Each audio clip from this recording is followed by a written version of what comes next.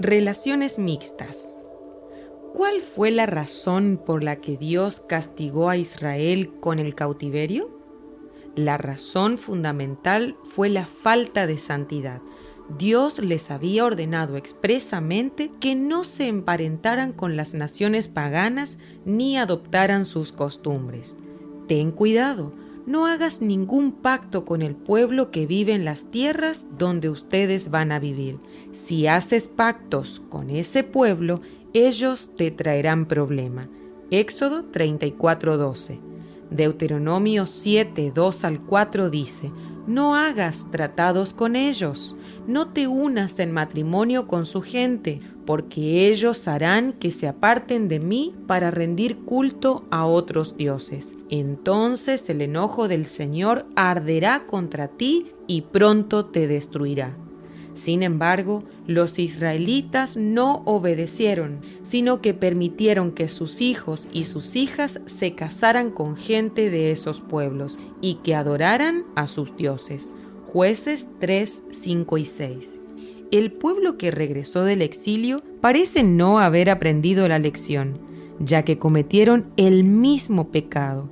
Muchos del pueblo de Israel no se han mantenido separados de los otros pueblos, se han casado con mujeres de esos pueblos, de manera que la raza santa se ha corrompido. Peor aún, los primeros en cometer este ultraje han sido los líderes. Esdras 9, 1 y 2. ¿Y cuál fue la reacción de Esdras en ese momento? Cuando escuché esto, rasgué mis vestiduras, me arranqué el pelo de la cabeza y de la barba, me arrodillé con las manos extendidas hacia el Señor y dije: Dios mío, me siento demasiado avergonzado para levantar mi rostro hacia ti. Estoy avergonzado porque nuestros pecados son inmensos. Esdras 9, 3-6.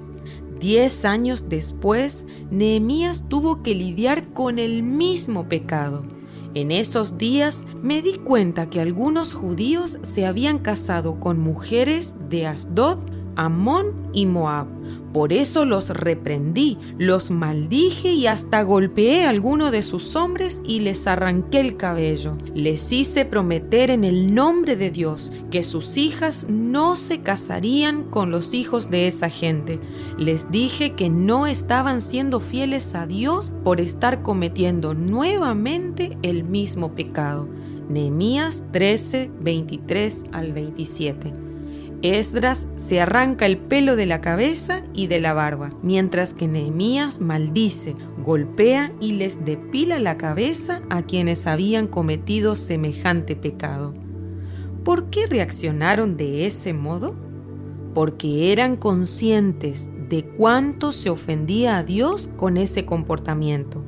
Esdras había recopilado las crónicas de los reyes y sabía que Dios no toleraría otra vez el mismo pecado. El Señor había dicho: tu campamento debe ser un lugar santo. Si el Señor ve algo indecente, se apartará de ti. Deuteronomio 23:14. ¿Aprendieron la lección? Jamás. Judá ha violado la santidad del templo y los hombres de Judá han tomado por esposas mujeres que adoran a dioses falsos. Malaquías 2:11. Ahora escucha cuidadosamente lo que la Biblia dice en el Nuevo Testamento. Ustedes no son iguales a los que no tienen fe en Cristo. Entonces no se junten con ellos. ¿Acaso hay algo en común entre el bien y el mal? ¿Qué puede haber en común entre un creyente y alguien que no cree en Cristo? Salgan de entre esa gente y sepárense de ellos. No toquen nada impuro y yo los aceptaré.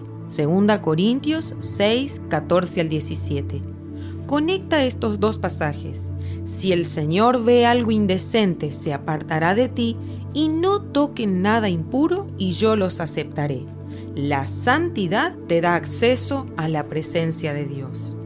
Esdras y Nehemías estaban horrorizados por los matrimonios mixtos. Esdras se arrancó el pelo de la cabeza y de la barba. Nehemías maldijo, golpeó y les depiló la cabeza a quienes habían cometido semejante ofensa contra Dios. ¿Has visto algo parecido hoy en día? ¿Quién se siente apabullado por tanta inmoralidad? Los cimientos de la familia se desploman a nuestros pies mientras caminamos silbando bajito. Todos sabemos que el mundo está corrompido y que la vara de la santidad parece demasiado alta, pero Dios no ha cambiado. El que quiere tener acceso a Dios y a sus bendiciones tendrá que apartarse del pecado y de su nefasta influencia, consagrándose para Dios y sus propósitos. Los creyentes han perdido su impacto porque han perdido su santidad. La iglesia tiene muy poca influencia en la sociedad porque el sistema mundo tiene gran influencia en la iglesia. Piensa en los ámbitos en los que te mueves. ¿Existe algo indecente en lo que haces? ¿Puedes vivir tu día sin pecar? Es que tengo temor al que dirán, a que mis compañeros se burlen, a quedarme solo por mis convicciones. Un mártir que no temía lo que el hombre pudiera hacer le dijo: «Perdóneme, oh emperador, si no obedezco sus mandamientos. Usted me amenaza con la cárcel, pero Dios con el infierno». David no temía a aquellos que lo perseguían con ira. Sin razón los poderosos me persiguen, pero lo único que yo respeto es tu palabra. Salmo 119, 161. La furia humana, aún en su cenit, es un clima templado en comparación con la ira del Dios vivo. ¿Cómo asumes el matrimonio aún cuando falte mucho para que te cases? ¿Crees que el matrimonio es una institución sagrada o piensas que divorciarse es una opción?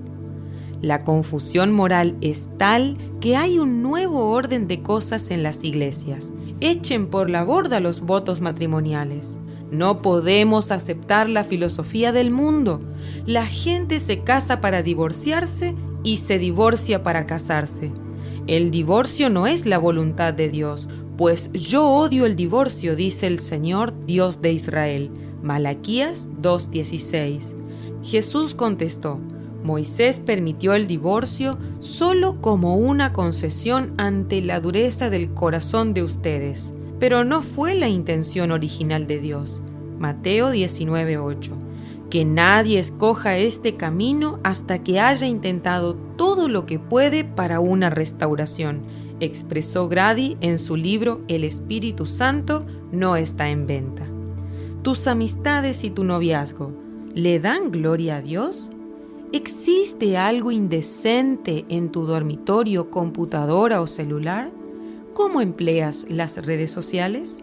Jessica era una joven de 18 años, vivaz y divertida. En cierta ocasión, inocentemente, se filmó a sí misma con el celular y posó para una foto en forma sensual que guardó en los archivos del teléfono. Un día, le pidió a su novio que le sostuviera el teléfono mientras ella terminaba de cambiarse. Nadie imaginaría que dicha travesura terminaría en una gran desgracia. Su vida cambió radicalmente cuando una de esas fotos fue enviada por su novio a alguno de sus amigos íntimos. A la semana, se había convertido en la chica más popular de toda la ciudad. Era el juguete favorito de muchos hombres del barrio. Durante meses se enfrentó a insultos como prostituta y reina del porno, en una página visitada habitualmente por adolescentes de todo el mundo. Según sus amigos, se volvió introvertida. A pesar de eso, Jessica salió en la televisión local para asegurarse de que nadie más pasara por esto. Unos meses más tarde, en junio del 2008, se ahorcó en su propio dormitorio. Hoy en día, sus padres, Albert y Cynthia Logan, promueven la campaña para la toma de conciencia de los peligros del sexting. ¿Qué es el sexting? El sexting es una palabra compuesta de etimología inglesa: sex, sexo, y texting, mensaje de texto. Sexting se traduce como sexo a través del mensaje de texto.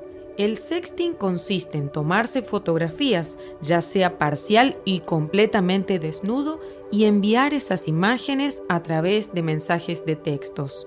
Lo usual es que una chica se saque una foto en una actitud seductora con poca ropa. La envía por mensaje de multimedia al celular de un chico. Él lo reenvía a sus amigos y ellos lo difunden por las redes sociales, por sitios web o por el chat. El sexting se considera un delito de pornografía infantil. Es ilegal enviar esas fotos a un menor de edad, incluso con el consentimiento de esa persona. El sexting puede tener efectos trágicos.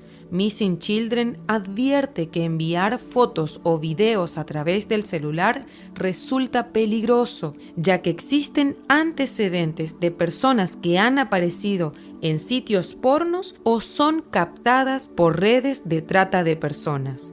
Ningún detalle de la vida diaria es demasiado pequeño para escapar a esta regla de la santidad.